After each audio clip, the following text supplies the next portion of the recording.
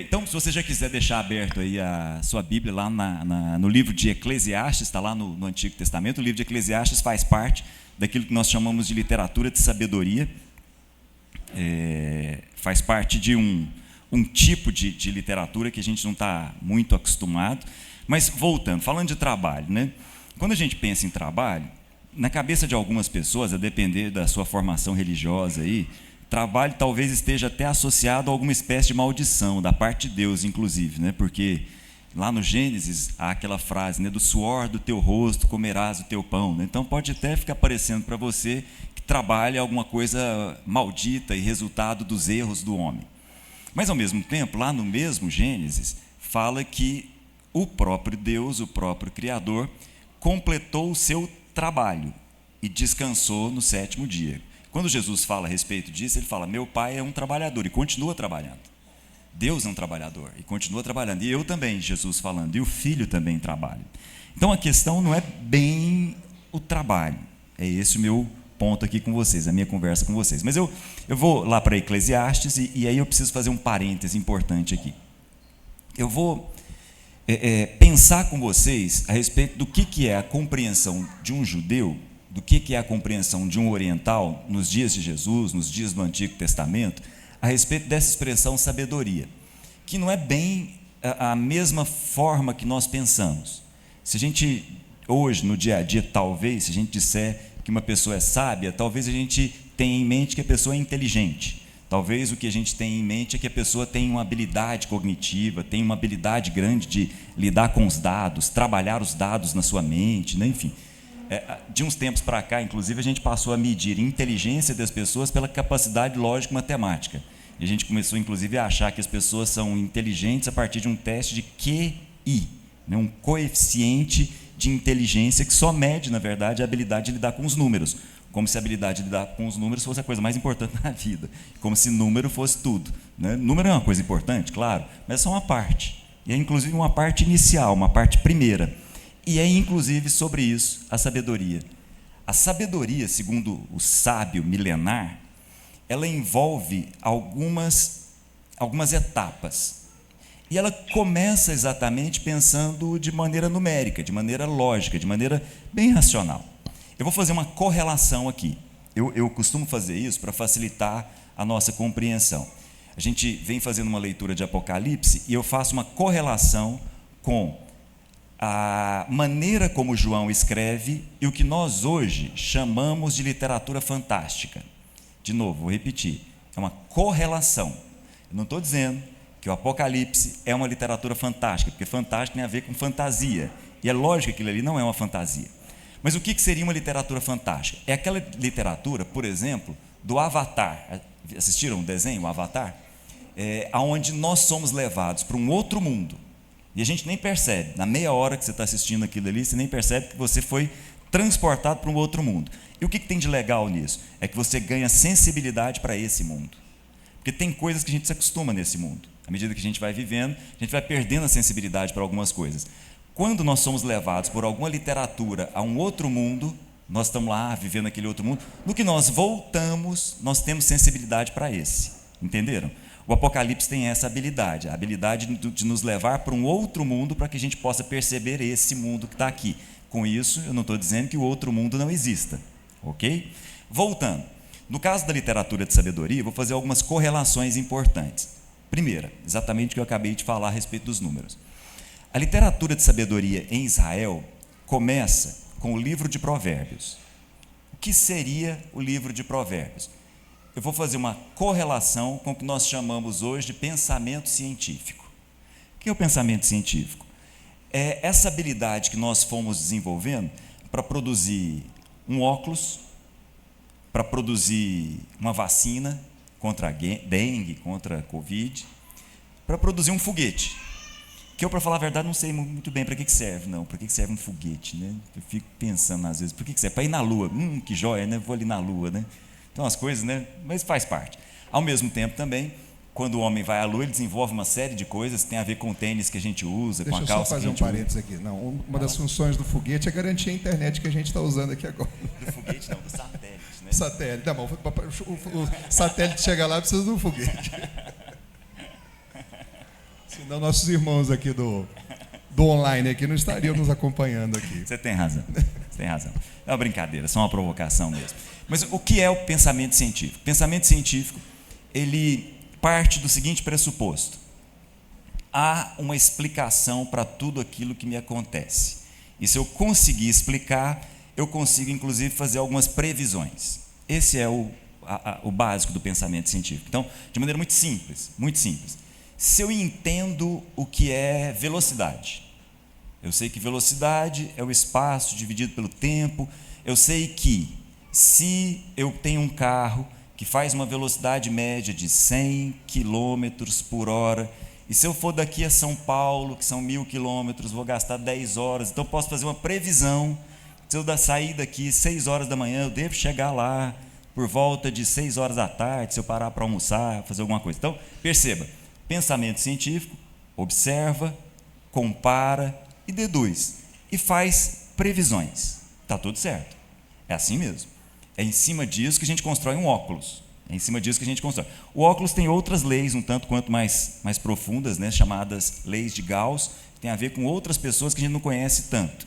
Mas velocidade tem a ver com gente mais simples. Mas o fato é o seguinte: observo, comparo, deduzo. O sábio de Provérbios diz assim: o ódio provoca dissensão. O sábio de Provérbios. O sábio de Provérbios está construindo um óculos, de tal forma que a gente possa olhar e falar assim: tem ódio? Vai haver divergência de opinião. Dissensão é divergência de opinião. Olha que coisa interessante. O sábio, então, percebe e soma 1 mais 1, 2. Tem ódio, vai ter divergência de opinião. Agora, o amor cobre multidões de pecados. O amor faz com que haja concordância. Esse é o sábio de Provérbios. O sábio de Provérbios vai ensinar para a gente que se eu planto coisas boas, eu colho coisas boas. O sábio de Provérbios vai nos ensinar que se eu planto maldade, eu colho o mal. Esse é o sábio de Provérbios. Só que aí, de novo, fazendo uma correlação com os nossos dias, surge um problema: a contingência. O que é a contingência?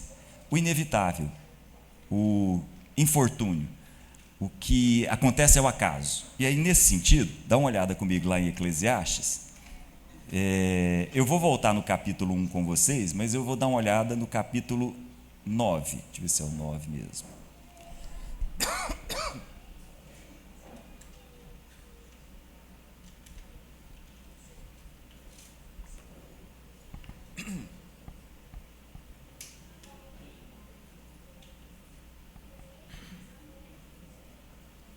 Perdi. Tem uma parte aqui, eu esqueci de marcar, lembrei, que fala, de repente alguém acha aí para mim, que fala que os velozes nem sempre vencem a guerra. Quem achar aí, me fala aí. Diz em Eclesiastes 11, opa, obrigado, eu achei que era o 9, 11, qual versículo, hein? 9 mesmo, Jorge, obrigado. Viu porque é importante ter 2 ou 3, né? Então vamos lá, capítulo 9, versículo 11. Percebi uma outra coisa debaixo do sol. Essa expressão debaixo do sol, bem típica de Eclesiastes, é o sábio falando a respeito desse mundo. Ele compara o mundo debaixo do sol com o mundo dos mortos, o mundo que a gente não conhece, o mundo do invisível. Mas ele diz assim: percebi uma outra coisa debaixo do sol. Não são os velozes que vencem a corrida, nem os fortes, não são os velozes que vencem a corrida, nem os fortes que sempre triunfam nas guerras. Tampouco não são os sábios que têm o que comer, ou os prudentes que têm riqueza, ou os instruídos que têm prestígio. E aí ele vai continuando. Para terminar, ele diz assim: pois o tempo e o acaso afetam a todos. Gente, pensa comigo. Nem sempre os mais fortes vencem a guerra. Concordam? Nem sempre os mais velozes vencem a corrida. Concordam? E você e eu, se encontra numa corrida entre os mais velozes ou não? Porque nós aqui sabemos que nós algumas vezes vencemos algumas corridas e nós não éramos os mais velozes. Entenderam? Nós perdemos algumas guerras onde nós éramos os mais fortes. Isso é o que a ciência mais recente chama de contingência, o tempo e o acaso.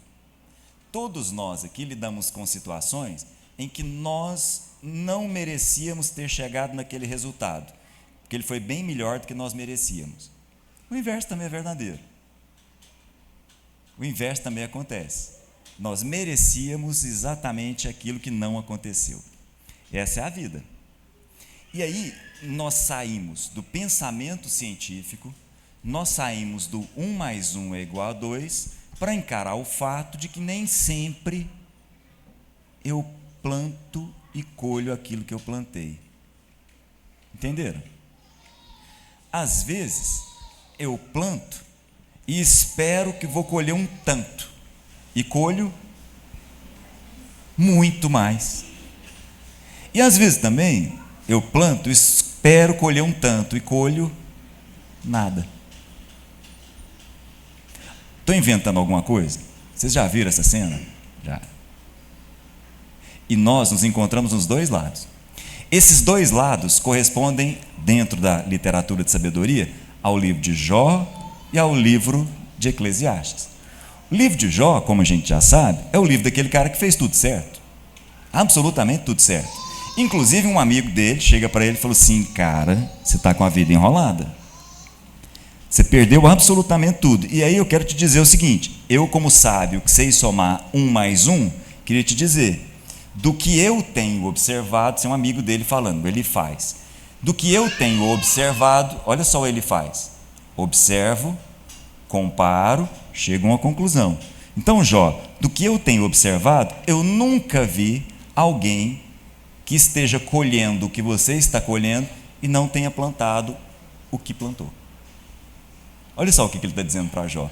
Jó, se você está colhendo a maldade, é porque você plantou o mal. A vida para mim é isso. Segundo o sábio, esse é o primeiro patamar. E Jó, como nós sabemos, olha para aquilo e fala: não, isso não faz sentido. Não significa dizer que eu não tenha feito coisas erradas, mas não fiz mais que as outras pessoas. Também não fiz muita coisa certa, além de muitas pessoas, mas isso por si só não para em pé. Ao mesmo tempo, tem o inverso. Tem a contingência que nos ataca com a coisa positiva, que é o caso do Eclesiastes. O Eclesiastes é o cara que pôs a mão em tudo deu certo. E aí, ele é obrigado a lidar com as perguntas de quem não tem mais que se preocupar com a sobrevivência. Isso é muito interessante. Na mitologia, tem uma história que todo mundo deve conhecer, de um rei, é uma história irônica, porque é um rei, o rei da Frígia, lá na mitologia grega. Aí um dia ele encontra um rapaz bêbado e vai ajudar o rapaz bêbado. O rapaz bêbado era discípulo de Baco, do Dionísio. Então, um bêbado era discípulo do deus do vinho, né? Aí ele ajuda o bêbado lá, e aí o Baco, deus do vinho, fala para ele: pede o que você quiser aí, que você ajudou meu discípulo, estou muito feliz com você. Aí ele fala assim: eu quero uma coisa só, o que eu tocar eu quero que vire ouro. Conhecem essa história? Do rei Midas, né? Do rei da Frígia. Beleza, isso é bom ou ruim? Ele percebeu na sequência, ele foi deitar para descansar, pôs a mão na cama, virou um pedaço de ouro. Foi dar um abraço na mulher amada, virou uma estátua. Foi pegar um pedaço de pão para comer, virou um pedaço de ouro. Isso me lembra demais a história de uma pessoa que eu conheci há alguns anos atrás, até acho que eu já contei isso aqui. Um cara que estava na faixa de 65 anos, mais ou menos, diretor de banco em São Paulo. Fui visitar ele na Paulista, na época que a Paulista fazia o papel da Faria Lima, né? E um cara extremamente bem sucedido, se aposentou com uma aposentadoria ótima e com um patrimônio fantástico. Mas nos meses finais da aposentadoria dele, ele, como advogado, percebeu uma brecha na lei, onde ele pegava grandes empresas e obtinha para essas grandes empresas uma restituição de imposto gigantesca. E ganhava lá um percentual altíssimo. Ele fez um negócio com a Perdigão na época, ganhou uma grana violenta. E aí, olha que coisa interessante, ele descobriu uma brecha na lei que ele ia lá e colocava o dedo e virava ouro. Então, um cara que devia voltar para casa com seus... A família dele toda aqui em Goiânia, devia voltar para casa com seus 65, 70 anos e aproveitar o que ele tem na vida, ele descobriu um jeito de fazer ouro. E ele não saía mais de São Paulo, só ficava lá. Aí eu pergunto para vocês, isso é uma bênção?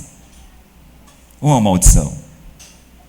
No caso de quem coloca a mão e tudo que a pessoa toca vira ouro, isso é bom ou ruim? No caso do Coelê, no caso do Eclesiastes aqui, é esse cara. O que ele pôs na mão virou ouro. Depois, se você quiser, você olha com mais calma, ele diz assim: plantei vinhas, deu certo. Investi na música, deu certo. Investi na criação de gado, deu certo. Construí casas, construí palácios, investi no mercado imobiliário, deu certo. Tudo aquilo que eu queria fazer deu certo. Só que eu olhei, falei, mas é isso mesmo? Essa é a pergunta que, mais recentemente, as pessoas chamaram de a pergunta do existencialismo, a pergunta da pessoa que fala assim, beleza, eu já não tenho que me preocupar mais com a sobrevivência, mas o existir é isso? Essa é a pergunta do Eclesiastes. E nesse contexto, ele vai falar do trabalho, que é a minha conversa com vocês. Então eu vou voltar, capítulo 1. Eu poderia ir por vários capítulos aqui, eu vou pensar alguns textos com vocês, ou só em alguns, depois você, com calma em casa, leia com mais calma. 1:1 diz assim: as palavras do mestre, dependendo da sua versão aí, tá, as palavras do pregador, não sei como é que está aí na sua versão, de repente, na sua versão está a palavra do rabino, e aí vai, do jeito que você quiser. Essa é uma palavra que não tem muita tradução para a gente, daí a expressão coelê. Coelê é a pessoa que expressa a sabedoria com frases curtas, a gente pode dizer assim. É um profundo investigador da vida, é o autor aqui. Muita gente entende como ele se apresenta. Filho de Davi, rei em Jerusalém, se apresenta dessa forma. Muita gente entende que é Salomão. Ok, que seja. Nessa época havia uma técnica também de escrita em que as pessoas se apresentavam como se fossem personagens, outras pessoas. Mas se você quiser entender que é Salomão, ok, fica muito bom lendo como Salomão também. Mas saiba que pode ser qualquer um de nós. Versículo 2. Que grande inutilidade, diz o mestre, diz o Coelê, que grande inutilidade, tudo é inútil. A depender da sua versão, ao invés de inútil, está ilusório. Dependendo da sua versão, está vaidade. Vaidade das vaidades. De repente é essa a sua expressão aí. É uma outra expressão de difícil tradução para nós, porque a palavra ao pé da letra significa vapor. Essa é a palavra ao pé da letra. Então, o que o Coelho está dizendo? Tudo é vapor. Tudo é algo que simplesmente... Uma bolha de sabão que explode quando eu olho e não vejo absolutamente nada. É isso que ele está dizendo. E aí ele faz a pergunta. Essa é a pergunta que ele vai repetir várias vezes. O que o homem ganha com todo o seu trabalho em que tanto se esforça debaixo do sol? Nesse mundo, debaixo do sol, o que é que o homem ganha com todo o seu esforço no trabalho? É essa a pergunta que ele faz. Ele vai repetir essa pergunta algumas vezes. O que será que a gente ganha? Quando a gente se esforça por todo o trabalho, partindo do pressuposto de que a sobrevivência está resolvida, ok? Partindo do pressuposto que eu não estou usando aquela expressão de antigamente, né, vendendo o almoço para comprar a janta, partindo do pressuposto que o mínimo básico está resolvido, por que continuar trabalhando? Essa é a pergunta. Por que é que um trabalhador se esforça tanto? E o que ele ganha com isso? Ganha mais dinheiro? Tá. Será? Muito bem. Aí ele vai falar a respeito de coisas, ele vai inserindo coisas aí, ele diz assim, gerações vêm, gerações vão, mas a terra permanece a mesma. Aí lá na frente, versículo 9 desse capítulo 1, ele diz assim uma coisa interessante, o que foi, tornará a ser, e o que foi feito se vará novamente. Não há nada novo debaixo do sol. Haverá algo que se possa dizer, veja, isso é novo? Será que tem alguma coisa que a gente pode dizer assim? Olha, isso é novo. Será que a gente pode dizer isso? Deixa eu contar uma história para vocês. No final do ano passado, um amigo me convidou, eu fui numa cidade fora do Brasil, conhecer um hospital. Um hospital que faz um tratamento muito legal, um tratamento holístico, um tratamento que pensa o ser humano como um todo. Um tratamento que está dentro de uma cultura onde o hospital tem um teatro a céu aberto, maravilhoso, com uma acústica fantástica, onde os quartos das pessoas que estão em processo de tratamento ficavam relativamente próximas dos quartos dos médicos, e na frente desses quartos ficava uma fontezinha d'água com um sonzinho para todo mundo dormir bem, um lugar de caminhada durante o dia para as pessoas conversarem debaixo de uma árvore, um lugar onde as pessoas pensavam os tratamentos com remédios, mas também com conversas, onde as pessoas não separavam o corpo da alma. Um hospital que tem 2.500 anos. Fica em Pérgamo. Pérgamo, hoje Turquia, cidade de Pérgamo. 2.500 anos e o hospital fazia isso. Aí eu pergunto, será que tem alguma coisa nova? Será que a gente pode dizer assim, não, isso nunca existiu? Alguém pode falar assim, um celular nunca existiu. É mesmo? Então vamos pensar daqui 10 anos. Uma pessoa que nasce daqui 10 anos fala assim, nossa, um celular é novo. Percebe o que eu estou dizendo? Do ponto de vista bíblico, o novo é o que não envelhece. Entendem? Por isso que Deus é novo, porque Deus não envelhece. Entenderam? Aí a pergunta, será que existe alguma coisa nova aqui? Será que existe alguma coisa que a gente pode dizer, nossa, isso não envelhece? Será que a gente vai encontrar alguma coisa? É a pergunta do Coelho. Mas ele vai continuando, e aí eu vou para o capítulo 2 com vocês. Eu vou deixar mais perguntas do que respostas. Aí no capítulo 2 ele disse assim, eu disse a mim mesmo, venha, experimente o prazer, descubra as coisas boas da vida. Bom, já que dinheiro para mim não é um problema, já que tudo que eu coloco a mão deu certo, vou experimentar as coisas boas da vida, mas com um detalhe. Eu vou fazer o seguinte, versículo 3, eu vou manter a minha mente estimulada com o vinho, porém orientada para a sabedoria. Então é como se ele dissesse assim, eu vou me entorpecer, mas com um certo limite. Eu vou me entorpecer com vinho, vou beber vinho aqui, mas sem ficar bêbado, sem perder a consciência. E vou prestar atenção no que está acontecendo. Muito bem. Aí ele diz, eu queria saber o que vale a pena debaixo do sol nos poucos dias da vida humana. E aí ele diz, aquilo que eu já disse para vocês, realizei grandes projetos, construí casas e assim por diante. Aí vai comigo, por favor, versículo 11. Entretanto, depois de fazer tudo que eu fiz, avaliei tudo, versículo 11, o que as minhas mãos haviam feito, e o trabalho que eu tanto me esforçara para realizar, vi que tudo era inútil, vi que tudo era ilusório, vi que tudo era vaidade, vi que tudo era uma bolha de sabão, e correr atrás do vento. Não há nenhum proveito debaixo do sol. Versículo 17, por isso, presta atenção na frase que ele vai usar agora. Depois que eu fiz tudo, e tudo deu certo, por isso desprezei a vida. Pois o trabalho que se faz debaixo do sol pareceu-me muito pesado. Tudo é inútil, correr atrás do vento. Desprezei todo o trabalho pelo qual eu tanto me esforçara debaixo do sol, pois terei que deixá-lo para alguém que me suceder. E agora ele toca num ponto muito interessante, o ponto da sucessão. E aí? Tá bom, acumulei esse tanto de coisa, joia, trabalhei bastante e acumulei, mas eu deixo isso para quem? Ele continua, quem sabe, versículo 19, quem sabe se ele será sábio ou se ele será tolo? No entanto, terá domínio sobre tudo o que realizei com meu trabalho e com a minha sabedoria debaixo do sol. Isso também é inútil. Cheguei a ponto de me desesperar por todo o trabalho no qual me esforcei tanto, pois um homem pode realizar seu trabalho com sabedoria e conhecimento e habilidade, mas terá que deixar o resultado do seu trabalho como herança para alguém que não se esforçou por aquilo. Isso também é inútil, um grande infortúnio. Que proveito, pela terceira vez, que proveito tem um homem de todo o trabalho e de todo o empenho que se esforça debaixo do sol? Essa é uma pergunta que muita gente está fazendo aqui mesmo. Muita gente tem feito essa pergunta aqui. Beleza. Percebi que o envelhecimento faz parte da vida. Percebi que estou caminhando e, inevitavelmente, vou morrer.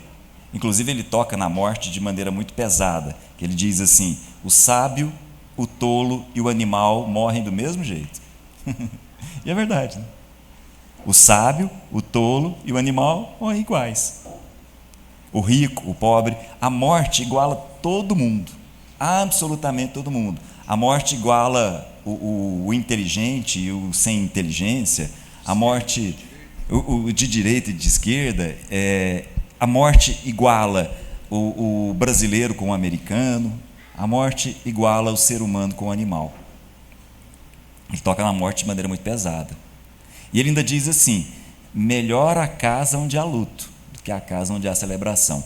O tema da morte é um tema importante e paralelo aqui, mas voltando, para que trabalhar tanto? E ainda tem um detalhe: quem é que vai receber isso tudo?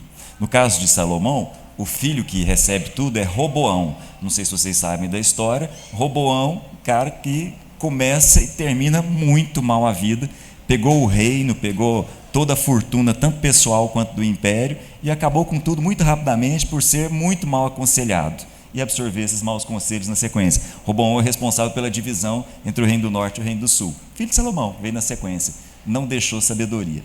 Mas eu vou voltar, para essa mensagem não ficar assim tão pesada, né? Vamos voltar um pouco. Ele dá para a gente um norte.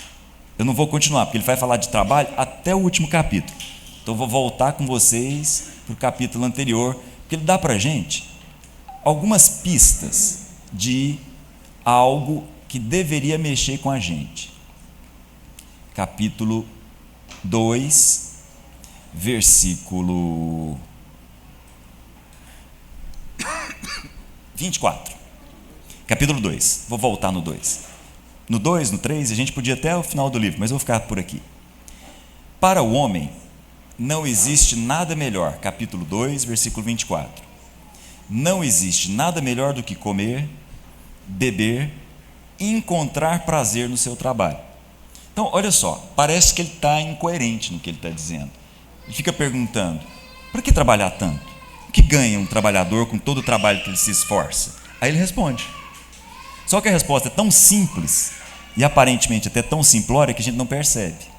Ele diz assim, ó: não existe nada melhor para o trabalhador do que comer, beber e encontrar prazer no seu trabalho.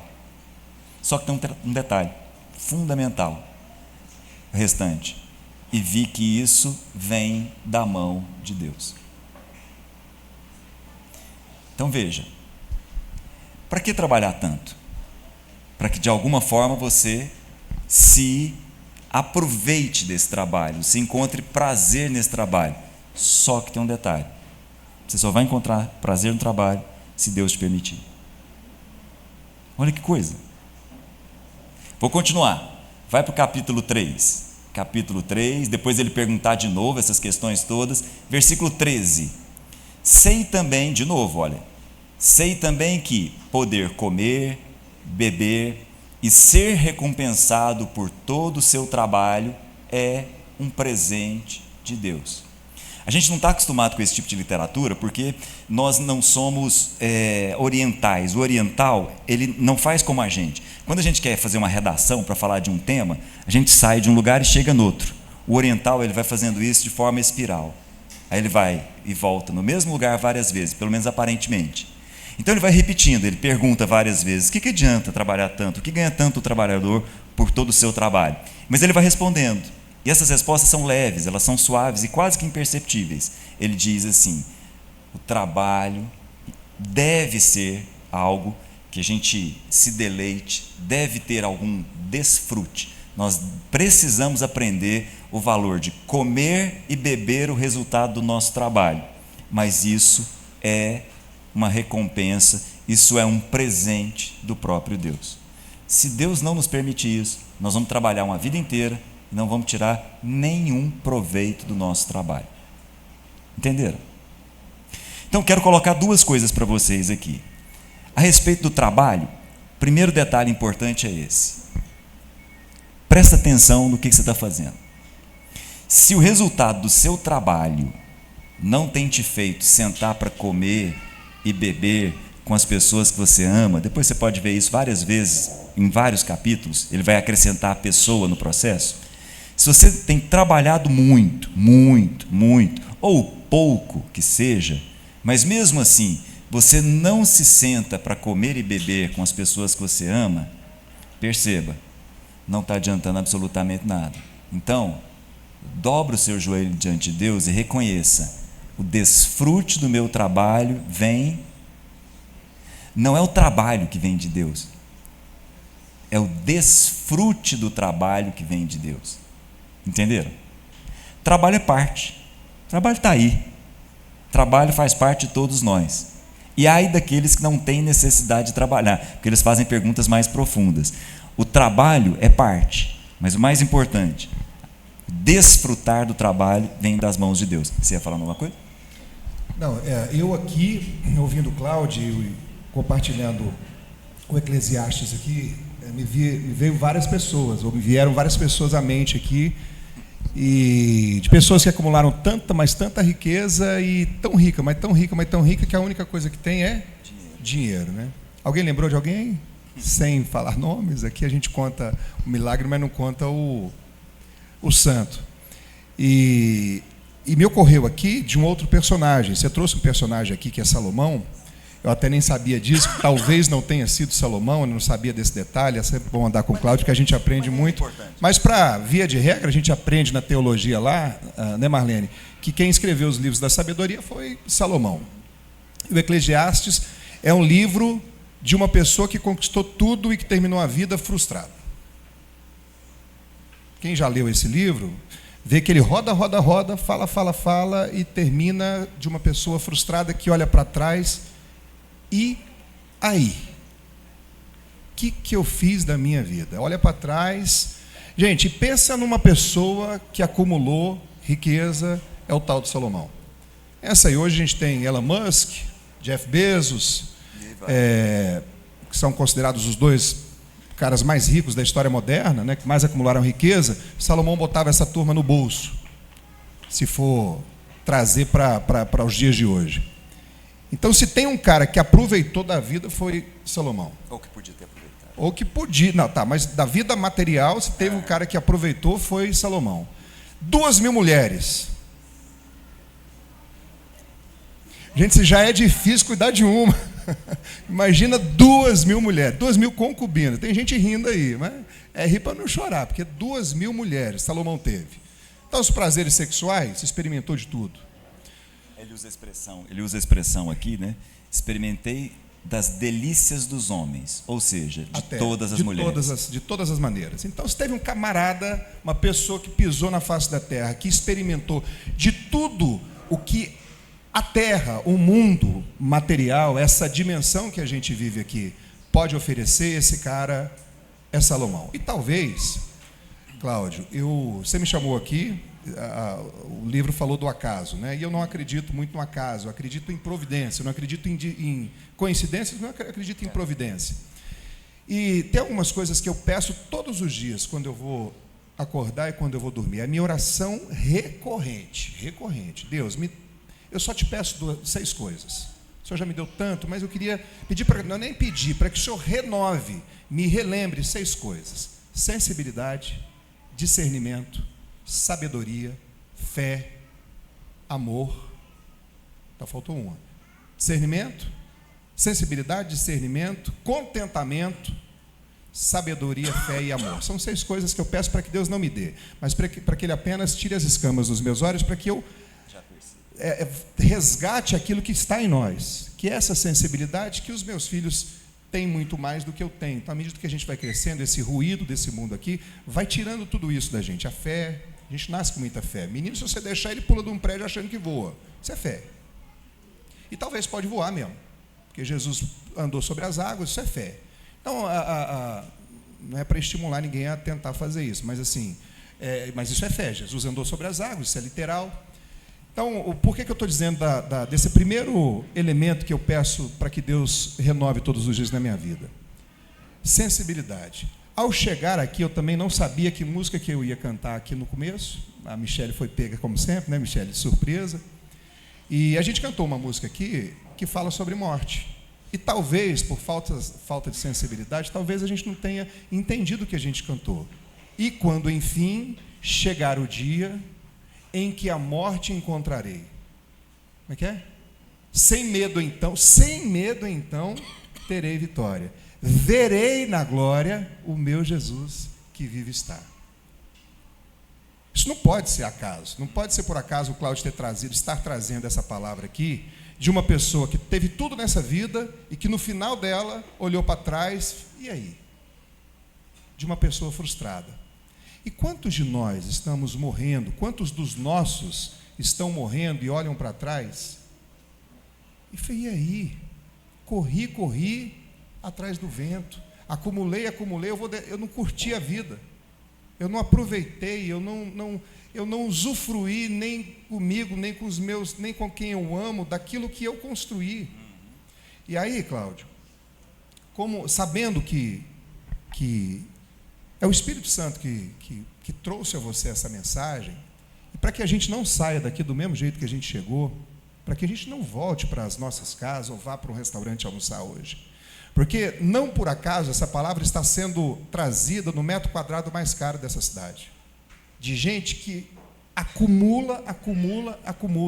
E aí não é o julgamento, eu coloco essa carapuça, né, Cláudio? E ouvi isso de um engenheiro, de um matemático, de um cara que foi talhado, forjado para ver a vida sobre o prisma de números. Isso é muito forte.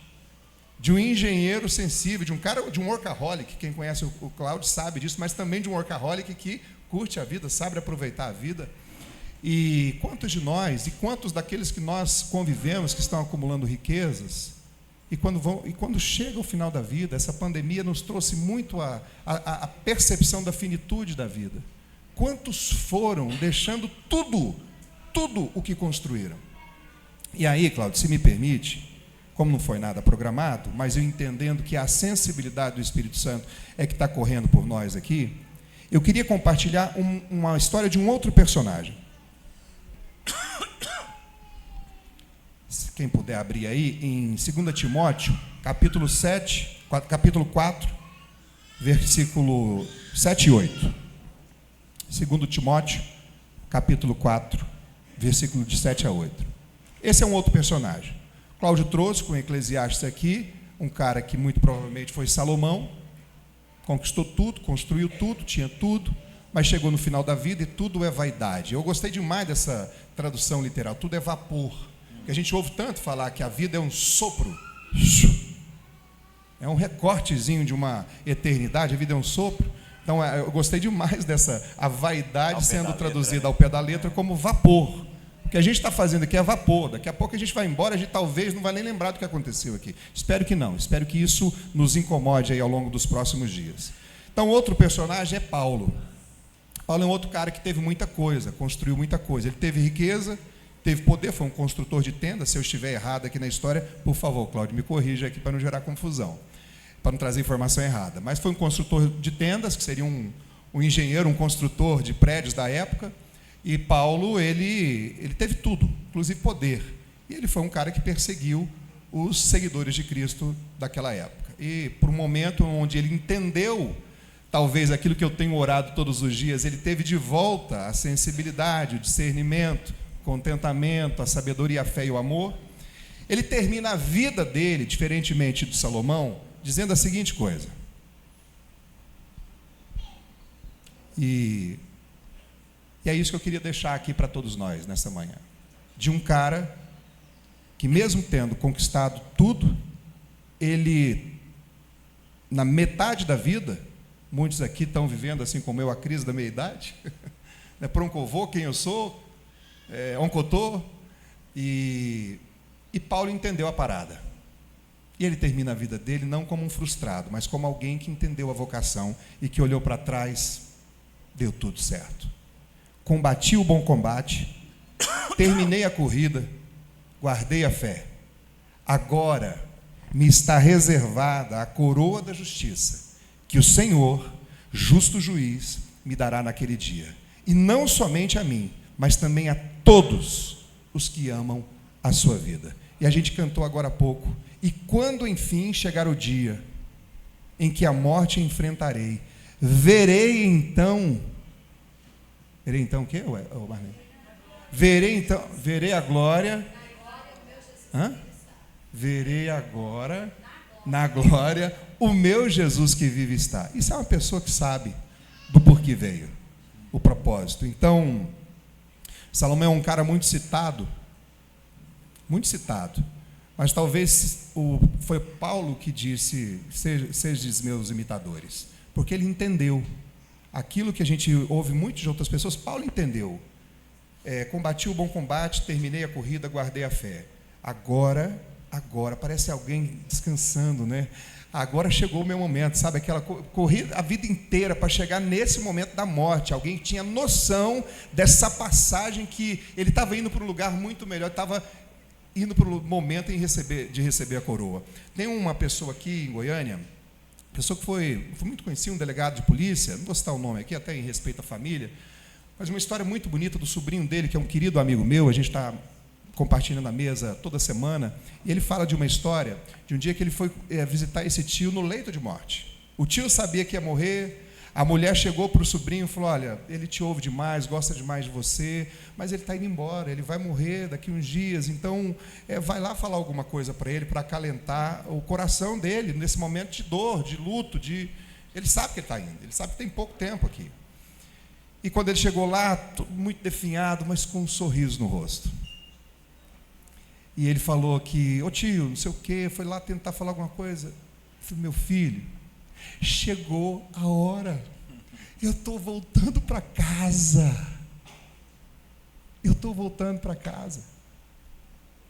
Isso não é uma pessoa frustrada. Uma pessoa que passou por um concurso tão disputado, que é o concurso de delegado, gente que faz tudo para fazer isso, mas quando chega lá, vai acumulando. Um cara que chegou lá na hora dele partir, de chegar a hora dele, ele olhou, na verdade foi ele que consolou o sobrinho: eu estou indo embora, eu estou voltando para casa e eu vou te esperar lá, meu filho. Nos vemos em breve. E para finalizar aqui, Cláudio, é impressionante como é recorrente a história, ou as histórias, de quem entende a sua vocação, de quem, como Paulo, entendeu o porquê veio aqui. São pessoas que podem até ter acumulado no sentido de ter riqueza, não tem problema nenhum de beber um bom vinho, de fazer uma boa viagem, de ter um bom carro, de ter conforto na vida, nenhum problema. A Bíblia não fala sobre isso, Salomão é um exemplo disso, Paulo também, entre outras pessoas, desde que é importante a gente ressaltar o tanto que se repete esse detalhe na história das pessoas que entenderam o porquê e para que foram chamadas para essa vida. São pessoas que não retiveram para si aquilo que receberam. Todas as pessoas que se doaram, e quanto mais doaram, mais receberam, em entendimento, em sensibilidade, em discernimento, em contentamento, em fé, em sabedoria e amor. Então, talvez, o segredo para que a gente termine a nossa corrida e olhe para trás com a sensação de dever cumprido, é entender que a vida, além de ser vivida, na acepção da palavra, curtida, é uma vida que precisa ser compartilhada também, assim como Paulo fez. Não sei se isso te é claro, esse é o último capítulo e essas são as últimas palavras escritas de Paulo enquanto vivo, né? A segunda carta de Timóteo é a última escrita de Paulo. Paulo está preso, ele conta isso na carta. Ele foi a um primeiro julgamento, ninguém apareceu para testemunhar a favor dele, ele estava sozinho lá, mas ele estava convicto do seguinte: se eu partir, e a palavra partir que ele usa é muito legal, que é a de um bote que volta para o navio principal. Essa é a palavra partir que ele usa nesse capítulo.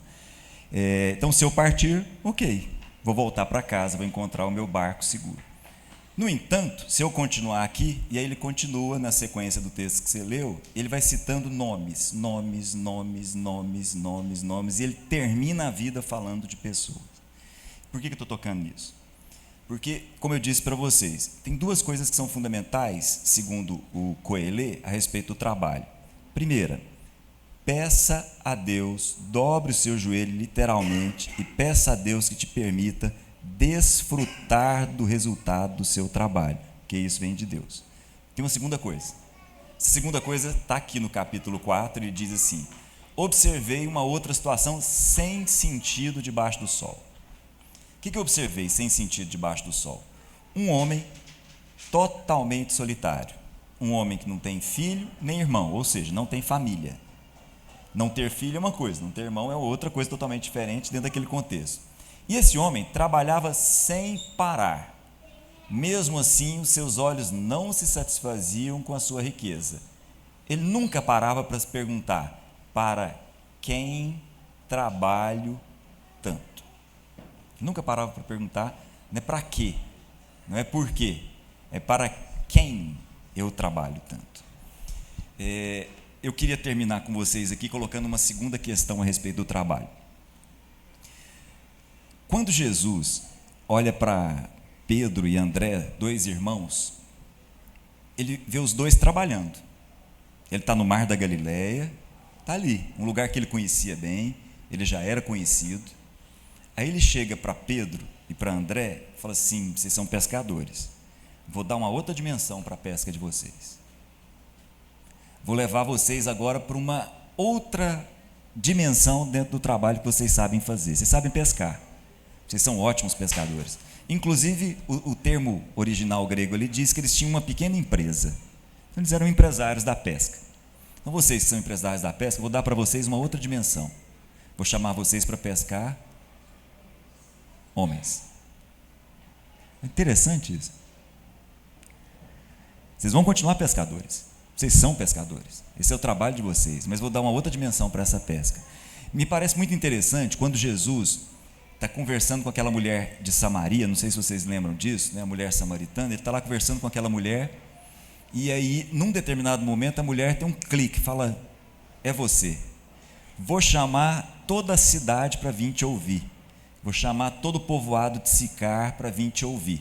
Quando ela vai, os discípulos chegam, falam assim: mestre, trouxemos comida para o senhor não vai comer? Ele falou: tem uma outra comida para comer. Aí o pessoal ficou olhando, né? Jesus tem umas frases meio doidas, né? Assim, tem outra comida para comer? Será que alguém trouxe comida para ele? Aí ele diz assim: vocês não estão percebendo, né? Vocês têm a habilidade de dizer assim: daqui 4 meses vai haver colheita. Vocês não estão percebendo.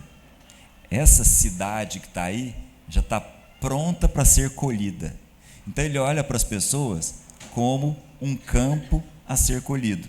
Ele está conversando com quem é do dia a dia do agro e está explicando para eles.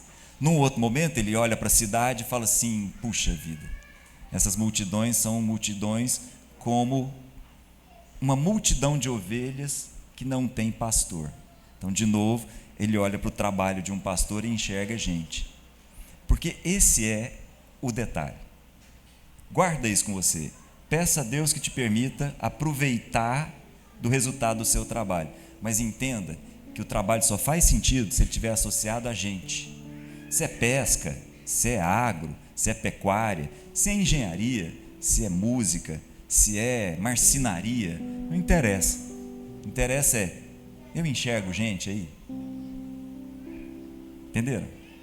Porque se eu enxergar gente aí, tudo vai fazer sentido. Mesmo o que não fizer sentido vai encontrar o seu sentido.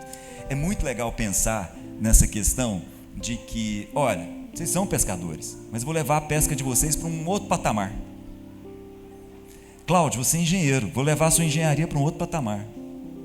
Antônio, você é marceneiro, vou levar a sua marcenaria para um outro patamar.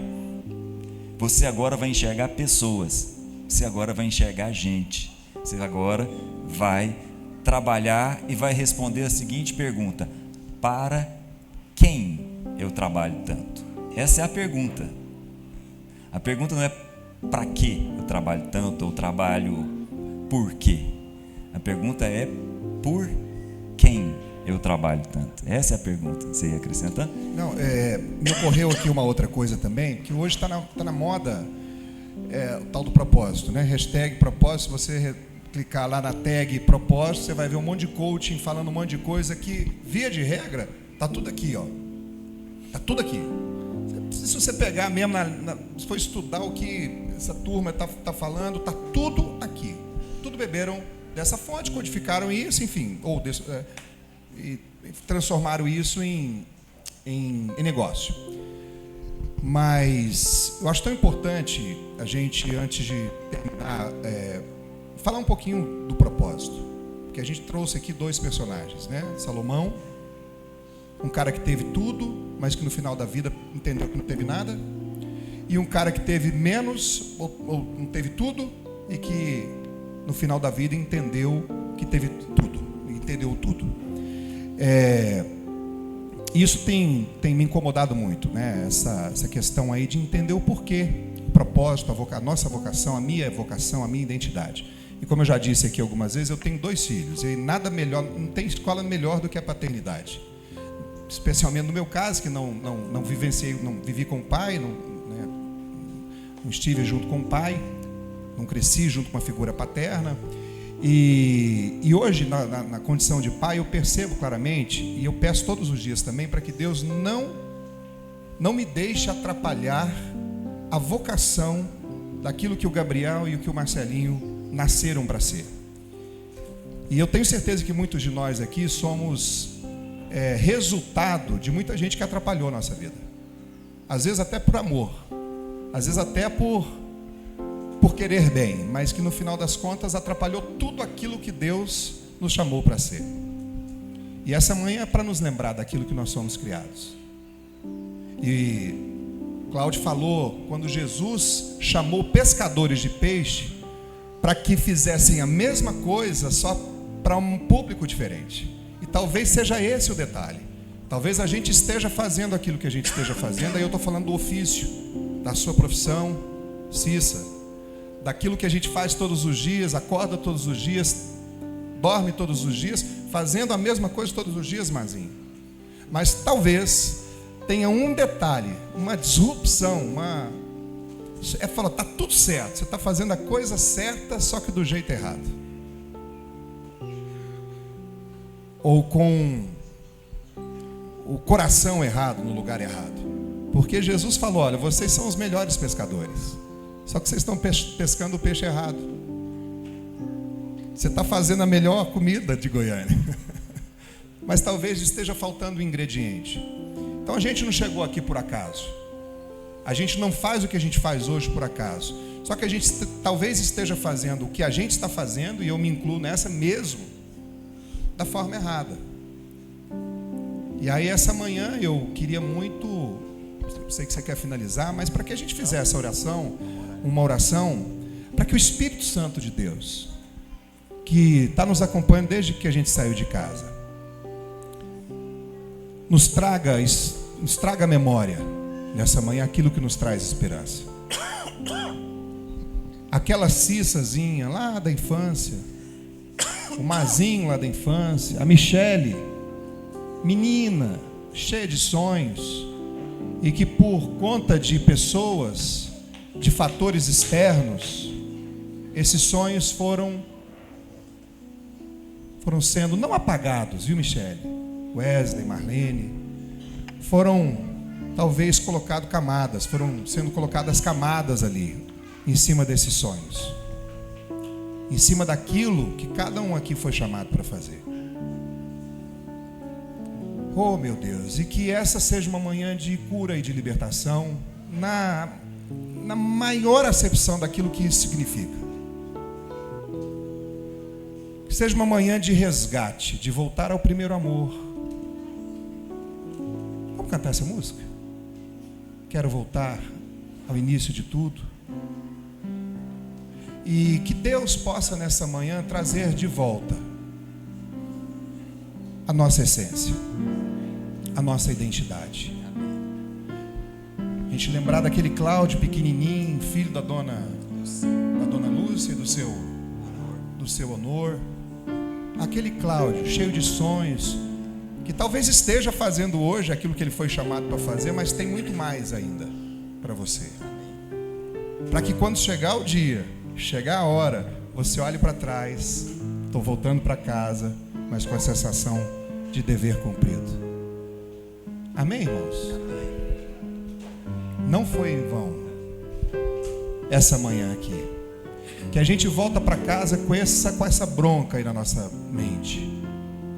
E às vezes a gente está tão perdido, que talvez nem esse encontro nosso aqui, que eu não vou chamar de culto, esse encontro de mesa, esse encontro de família aqui nessa manhã, não seja suficiente para tirar de uma vez só todas essas camadas que estão acobertando os sonhos que Deus sonhou para a gente, quando ainda a gente era uma substância informe no ventre da nossa mãe, ou no saco do nosso pai, para ser bem literal aqui.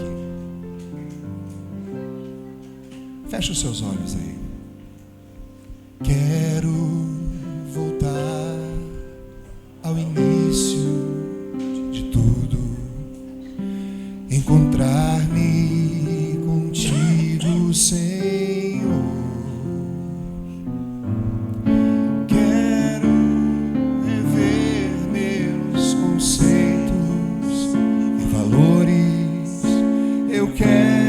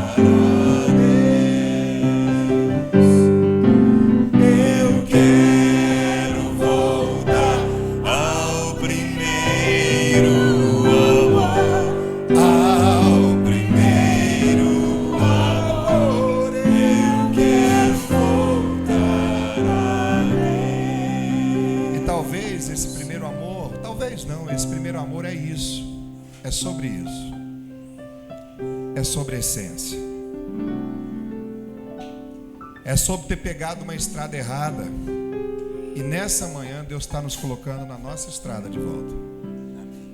Esse é o primeiro amor. Foi para isso que Ele nos criou. E a gente não pode deixar chegar a nossa hora com a mesma sensação de Salomão. Eu não posso, eu não quero e eu não vou deixar chegar a minha hora com a sensação de dever incompleto, como uma pessoa frustrada, como uma pessoa que desperdiçou a oportunidade de passar por essa vida sem ter vivido a plenitude daquilo que Deus nos chamou para ser. Amém, irmãos? Ora por nós. Feche seus olhos aí. Senhor Deus e Pai, aqui não foi o Marcelo, não foi o Cláudio. Aqui foi o Senhor falando com o Marcelo, com o Cláudio, com cada um de nós, nessa manhã. Que privilégio ter saído de casa hoje, para poder ouvir de Ti, sem filtros, para poder nos lembrar que um dia vai chegar a nossa hora. Senhor, que nessa manhã o Senhor tire as camadas aqui agora, de tudo aquilo que a vida, através de pessoas, através de situações que acobertaram, que encobriram os sonhos que o Senhor sonhou para cada um de nós, ó Pai.